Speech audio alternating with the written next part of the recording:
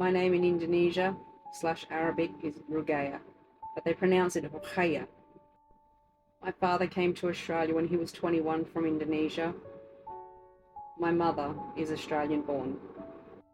The two met and then were married, and I was the firstborn child. I was born on the 1st of April, followed by two other siblings, a sister and a brother.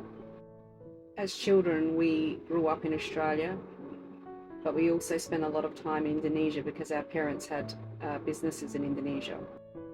The times we got to spend in Indonesia were so memorable and so educating.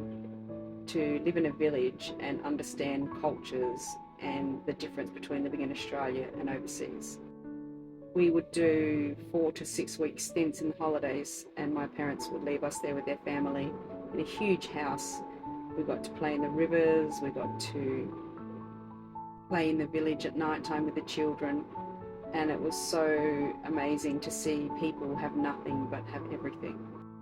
Our last visit to Indonesia would be one that would pretty much affect me for the rest of my life.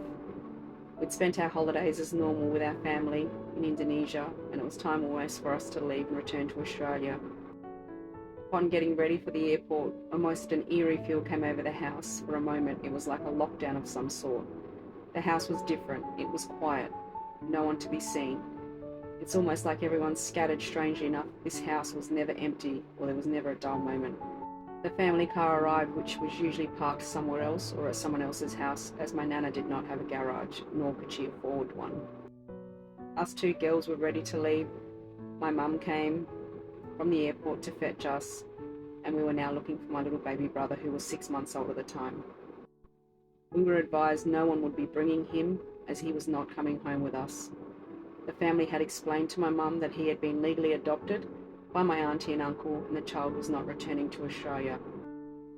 It was just a big mess. My mum was hysterical. My family won't be handing over my brother, but my mum didn't look like she was giving up her fight. The Indonesian army jumped out of the truck. They had guns at their sides, over their shoulders. They were stern and abrupt and ordered us immediately to leave the country.